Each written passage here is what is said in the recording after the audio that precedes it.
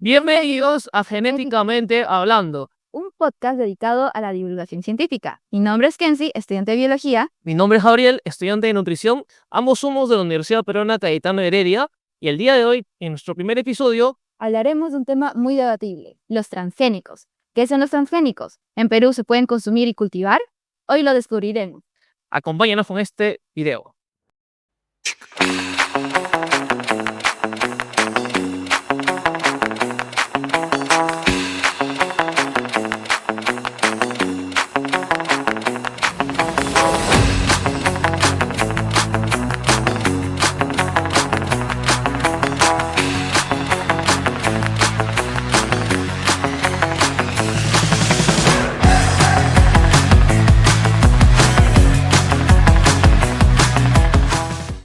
Ok, y como punto de partida vamos a definir qué es un transgénico. Bueno, un transgénico, o también conocido como un organismo genéticamente modificado, son aquellos en el que su material genético justamente ha sido manipulado artificialmente. En este caso, se les introduce genes que naturalmente no encontraríamos en su ADN. De hecho, son genes de otros organismos que se les incorpora a otro organismo para tener un cierto beneficio. Un ejemplo de un beneficio podría ser cuando hay una planta que usualmente es atacada por una plaga. Y claro, al incorporar o con esta tecnología se puede lograr que en relación a la plaga pueda haber, digamos, una resistencia. Otro ejemplo, Claro, también es incrementar su valor nutricional, ¿no? ¿Quién no consume arroz? Creo que todos consumimos arroz. arroz chaufa. Es parte de nuestra cultura, ¿no? Un ejemplo muy emblemático de transgénico es el golden rice, el arroz dorado, ¿no? Naturalmente sabemos que nuestro arroz, todos los arroz, son blancos, pero este arroz en específico es medio naranjoso, medio doradito. ¿Por qué? Porque sus creadores han desarrollado este tipo de arroz con el fin de producir betacaroteno. Naturalmente, este betacaroteno es producido en las hojas. Sin embargo, se ha buscado que este precursor de la vitamina A también se produzca en el grano, en el endospermo, en la parte comestible del grano, ¿no? Pero, ¿como para qué? ¿No? Justamente abordaron una problemática muy grande, que es la deficiencia de vitamina A en países en vías de desarrollo, ¿no? En el que tienen al arroz como su principal fuente de alimento. Entonces, este es un gran ejemplo de cómo los transgénicos, de cómo esta tecnología puede abordar problemáticas muy grandes. Claro, mediante la fortificación de un cierto nutriente, que en ese caso vendría a ser la vitamina, bueno, el precursor de vitamina A, es decir, el betacaroteno.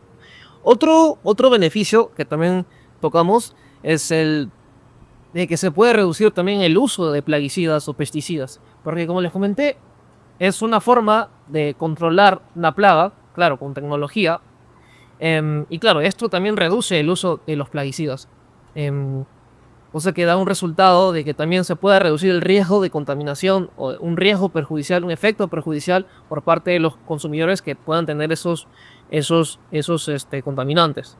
Claro, ¿no? Porque si se tiene cultivos resistentes a plagas, ¿para qué comprar plaguicidas? ¿No?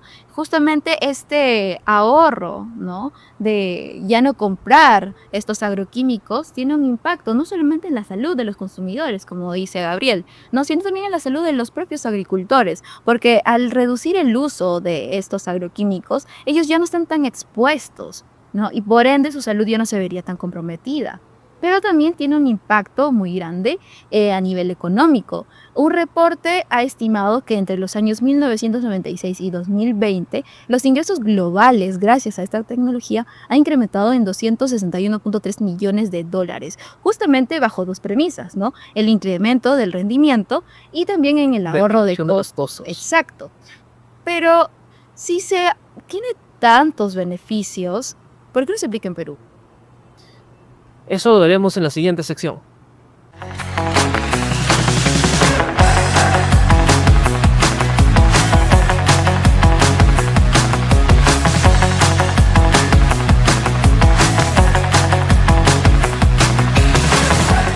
Ok, ya habíamos mencionado algunos beneficios de los transgénicos, como por ejemplo, de alimentos transgénicos, como por ejemplo el arroz fortificado.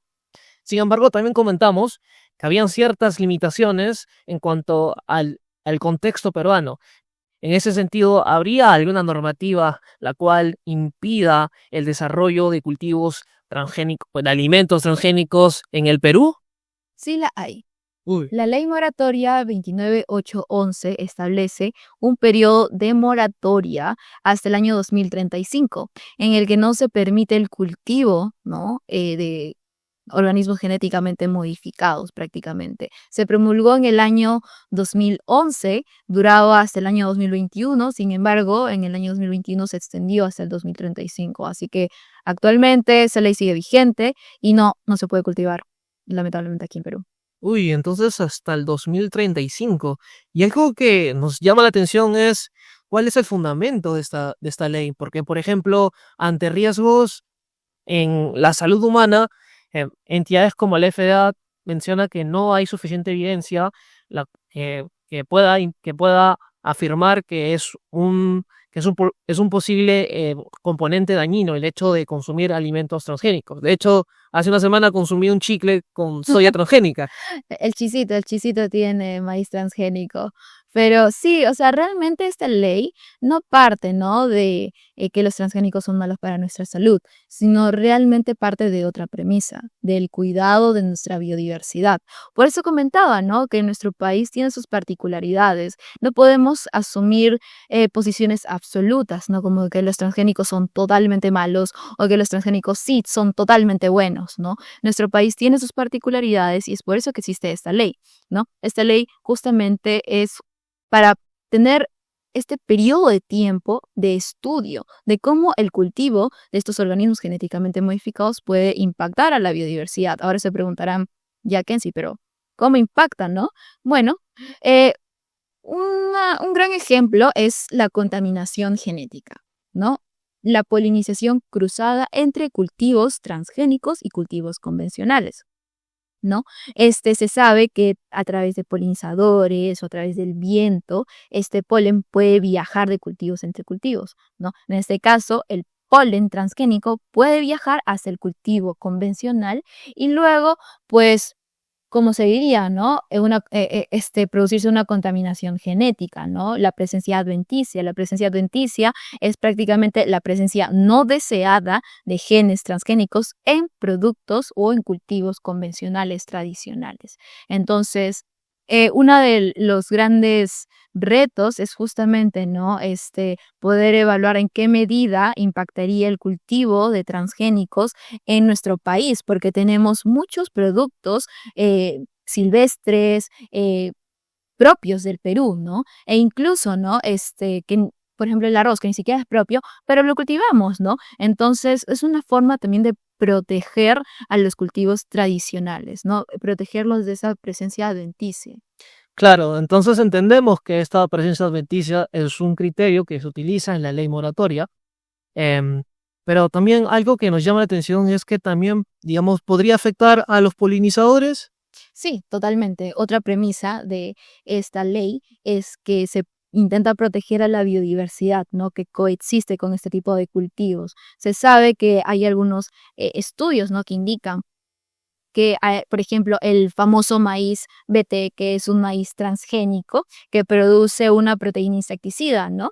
Que esta planta al ser consumida por algunos insectos genera toxicidad y por consecuencia la muerte. Lo malo es que de manera colateral puede afectar a múltiples polinizadores como a la mariposa monarca. Entonces, sí, también parte de los argumentos de esta ley es poder evaluar de en qué medida, ¿no? Estos cultivos transgénicos puede afectar a los polinizadores. Sí, y de hecho, entendiendo ese punto, se podría, digamos, también evaluar ciertas políticas para reducir ese riesgo, porque vimos una contaminación, digamos, entre planta y planta, a lo que usualmente se le denomina presencia adventicia, y también un riesgo entre planta y, digamos, un Polinizador. polinizador. Exacto. Y podrían, digamos, haber unas ciertas distancias las cuales permitan que se reduzca ese riesgo. Sí, totalmente, ¿no? Algo que olvidé mencionar es que hay estudios, ¿no? En los que delimitan las distancias mínimas necesarias para poder, ¿no?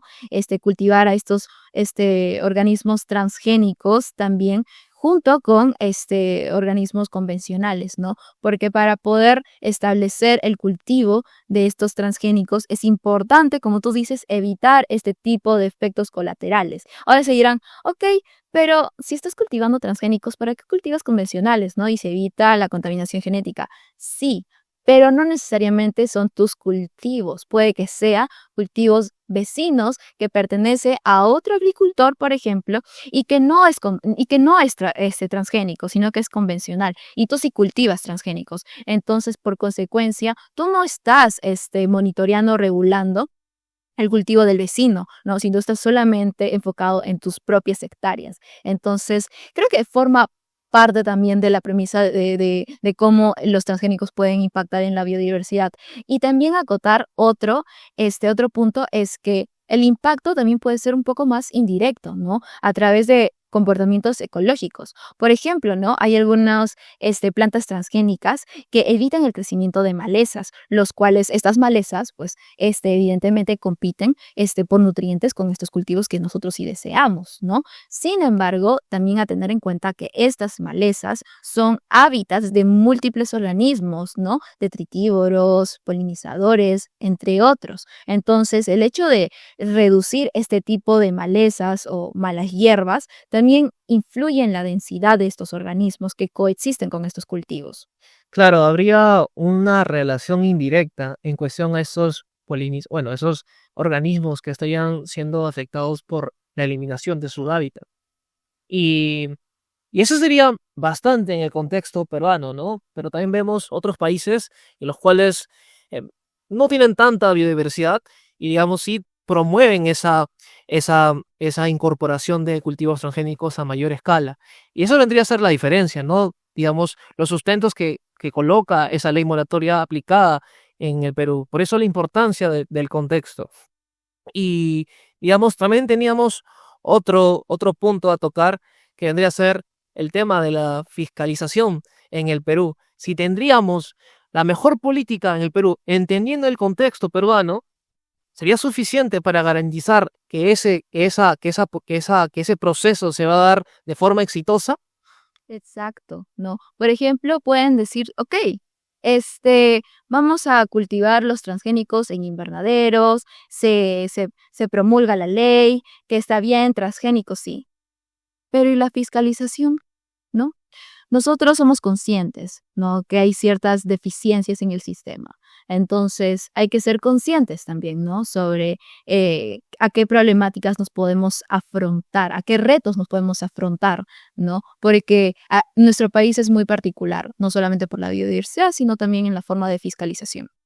Sí, de hecho, aprovechando otros temas, o por ejemplo, el de los frutos, de las verduras y los pesticidas, que de cierta manera actualmente hay políticas, pero lamentablemente no se cumplen del todo, o y de repente no las hay. O por ejemplo, políticas que buscan afrontar problemas de desnutrición, como por ejemplo Caliwarma, que en su momento fue, digamos, una muy buena solución, pero en la práctica y en la realidad no se dio. Entonces, la fiscalización es un tema importante que confronta el Perú y es un tema que se tiene que tener en cuenta y lamentablemente podemos concluir que el tema de los transgénicos en el Perú todavía no es viable por nuestra coyuntura, em, pero no descartamos la idea que es una muy buena opción para ciertas problemáticas que actualmente todavía residen en el Perú, como el que comentamos al inicio de las heladas, que Ajá, podría ser una muy buena solución o una muy buena intento de solución. claro, entonces por eso se incentiva, ¿no? A desarrollar más investigaciones sobre el impacto de estos transgénicos en nuestra biodiversidad, en nuestro contexto, en nuestro territorio, ¿no? Y también poder participar de forma más activa, ¿no? En este tipo de promulgaciones, ¿no? De este tipo de leyes, ¿no? Poder hacer más difusión sobre cómo podría impactar este tipo de transgénicos, de este tipo de cultivos. Entonces, creo que también como comunidad científica estamos siendo partícipe, ¿no? De este tipo de cambios y de futuras soluciones, tal vez. Sí, y de hecho, no es que se va a utilizar transgénicos para todo, también o sea, se resalta la idea de utilizar la biodiversidad y utilizar transgénicos cuando la biodiversidad no te permita, digamos, solucionar un problema, como una otra opción, como, em, como el que les comenté de las heladas. Y cerrando este tema, hemos concluido eso, que es un tema actualmente controversial, pero sin embargo tiene ciertos beneficios que pueden ser tomados en cuenta para el territorio peruano, pero en la actualidad todavía no se puede hablar de transgénicos en el Perú en el sentido de cultivarlos. Y nada, espero que te haya gustado y nos vemos hasta la próxima. Muchas gracias por acompañarnos aquí en Genéticamente Hablando. Este ha sido un episodio muy enriquecedor realmente sobre transgénicos y su aplicabilidad en el Perú. Esperemos que realmente les haya sido de su agrado y realmente les haya informado. Nos vemos la próxima. Bye.